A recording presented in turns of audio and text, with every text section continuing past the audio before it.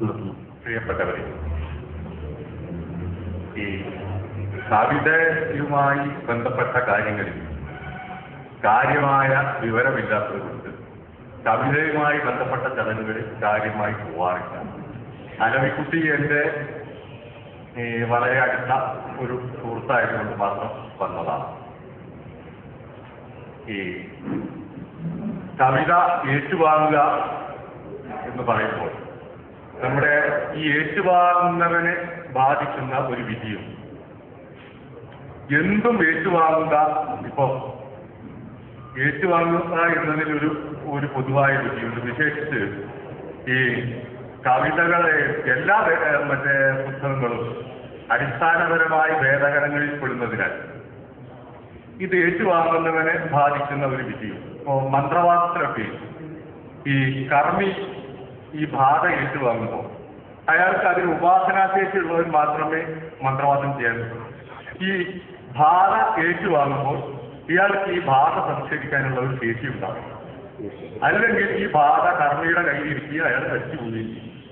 അതുപോലെ അലവിക്കുട്ടിയുടെ കവിത ഏറ്റുവാങ്ങാൻ നിശ്ചയിക്കപ്പെട്ടപ്പോൾ ഈ പുസ്തകത്തിൽ മുഴങ്ങുന്ന നിഗൂഢമായ വംശവിധിയുടെ ഘോരമായ മുഴക്കങ്ങൾ ഇത് ഏറ്റുവാങ്ങുന്നവനെ ബാധിക്കുന്ന ഒന്നാണ് എന്ന് എനിക്ക് തീർച്ചയായും തോന്നി. അത്യാവശ്യം ഒരു മന്ത്രവാദത്തെ കയ്യിലുള്ളത് കൊണ്ട് മാത്രമാണ് ഇത് ഏറ്റുവാങ്ങാൻ ഞാൻ സമ്മതിക്കുന്നത്. ഈ സാധാരണഗതിയിൽ ഞാൻ പറഞ്ഞല്ലോ, ഈ നമ്മൾക്ക് ഒരടിസ്ഥാന വിവരമില്ലാത്ത ലോകത്ത് നമ്മൾ പോകാതിരിക്കുക. കവിതയെക്കുറിച്ച് നമുക്ക് അടിസ്ഥാന വിവരമില്ലെങ്കിൽ നമ്മൾ അവിടെ അത് ആ ചടങ്ങിൽ പോകാതിരിക്കും. അപ്പൊ നമ്മുടെ ജീവിതത്തിൽ മുഴുവൻ അങ്ങനെ സത്യധർമ്മങ്ങളൊക്കെ പാലിച്ച് ജീവിച്ച ആളല്ലെങ്കിലും ഒരടിസ്ഥാനമായ നീതിബോധം ഉള്ളത് കൊണ്ടാണ് നമ്മൾ അങ്ങനെ ചിന്തിച്ചത്. സത്യത്തിൽ 25-30 കൊല്ലമൊക്കെ ആയിട്ട് ഒരു പുസ്തകവും വായിക്കാതെ മഹാസാംസ്കാരിക നായകന്മാരായി കൊണ്ടാടപ്പെടുന്ന ആളുകൾ ഈ വസൂരിക്കാലത്ത് ഈ രമലോകത്ത് ചീട്ടുകീറുന്ന വേഗതയോടെ ഇരു കൈകൾ കൊണ്ട് അനവധി പുസ്തകങ്ങൾ പ്രകാശനം ചെയ്യപ്പെടുന്ന ഒരു നാട്ടിലാണ് നമ്മളൊക്കെ ജീവിക്കുന്നത്. എങ്കിലും കവിതയെ കുറിച്ച് അതിൽ നമുക്കൊരു അടിസ്ഥാന ബോധം വേണം.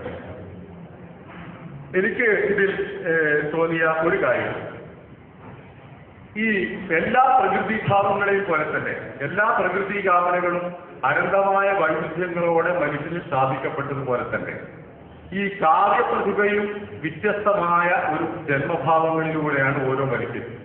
ഇപ്പൊ ബുദ്ധിയിൽ കവിത വഹിക്കുന്നവരുണ്ട്, ചിന്തയിലും ചിത്തഭ്രമത്തിലും ചിരിയിലും കവിത വഹിക്കുന്നവരുണ്ട്, അങ്ങനെ പല ഭാവങ്ങളിൽ കവിത വഹിക്കുന്നവരുണ്ട്. എന്നാൽ ഈ ജന്മകേതാരത്തിൽ തന്നെ കവിത വഹിക്കുക എന്നത് ഒരു എല്ലാവരിലും സംഭവിക്കുന്നതല്ല. ഇത്തരം ആളുകൾ വിധിയുടെ ഫലം കൊണ്ട് കവികളാകുന്നവരാണ്. ജന്മകേതാരത്തിൽ കവിത വഹിച്ച് കൊണ്ട് കവിയായിത്തീരുന്നത് അവരുടെ ജന്മകേതാരത്തെ വിധിയുടെ ഒരു ഫലം. പാണ്ടിക്കാട് പോലെയുള്ള ഒരു ദേശത്ത്, പാണ്ടിക്കാട് എന്ന് പറഞ്ഞാൽ ഈ യാദർശികത്വത്തിന്റെ വലിയ ഭരണകേന്ദ്രങ്ങളിൽ ഒന്നായ മലപ്പുറം ജില്ലയിലെ ഒരു സ്ഥലമാണ്. മാപ്പിള ലഹളയുടെ വലിയ പരാക്രമങ്ങൾ നടന്ന സ്ഥലമാണ് പാണ്ടിക്കാട്. ഈ പാണ്ടിക്കാട് പോലുള്ള ഒരു സ്ഥലത്ത് ഈ ഒരു ജനിച്ച് ഒരു മദ്രസ അധ്യാപകനായി ജീവിച്ച് ജീവിതം തുടങ്ങിയ അലവിക്കുട്ടി ഈ നിലയ്ക്ക് ഒരു കവിയായി തീർന്നത് വിധിയുടെ ഫലം കൊണ്ടാണെന്ന് തന്നെയാണ് ഞാൻ വിശ്വസിക്കുന്നത്. അപ്പോ ഈ ജന്മകേതാരം കൊണ്ട് നിറഞ്ഞ കാവ്യപ്രതിഭ കൊണ്ട് കവിത എഴുതുന്നവരെ സംബന്ധിച്ചിടത്തോളം ബാധിക്കുന്ന ഒരു കാര്യം ഈ വിധിയുടെ വംശവിലാപങ്ങളെ സദാ വഹിക്കേണ്ടി വരിക എന്നതാണ്.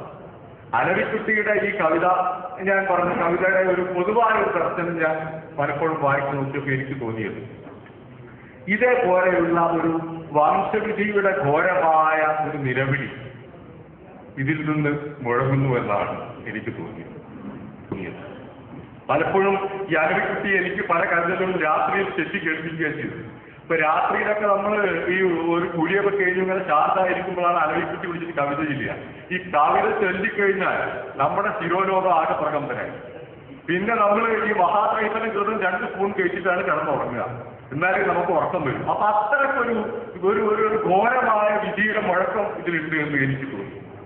ഇപ്പോ ഈ വിശ്വരൂപ ദർശനം അവസാനിച്ചതിന് ശേഷം ഈ ഭയവിഹിതനായി അർജുനൻ കൃഷ്ണനോട് പറയുന്നുണ്ട്, ഈ ലോകത്തിലെ എല്ലാ വീരന്മാരും ഈ എല്ലാ നദികളും സമുദ്രത്തിലേക്ക് വന്ന് പതിക്കുന്നത് പോലെ ഈ ലോകത്തിലെ എല്ലാ വീരന്മാരും യോദ്ധാക്കളും അങ്ങയുടെ വായിലേക്ക് ഇങ്ങനെ പ്രവഹിക്കുന്നത് ഞാൻ കണ്ടു.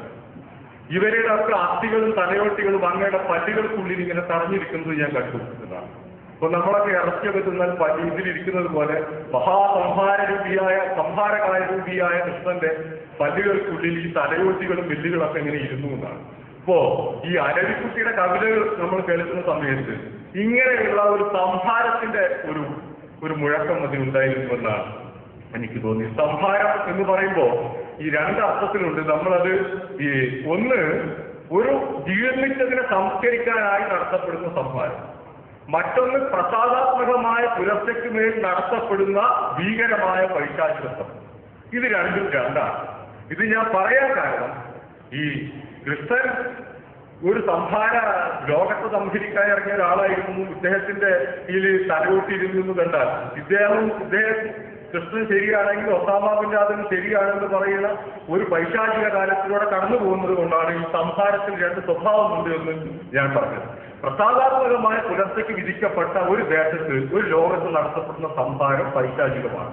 അതോടൊപ്പം ജീർണിച്ച് സംസ്കരിക്കപ്പെടേണ്ട സ്ഥലത്ത് നടത്തപ്പെടുന്ന സംഹാരം എന്നത് ഒരു യുഗപ്പിറവിക്ക് ഒരു പുലർച്ചയ്ക്ക് വേണ്ടിയുള്ള ഒരു കർമ്മമാണ്.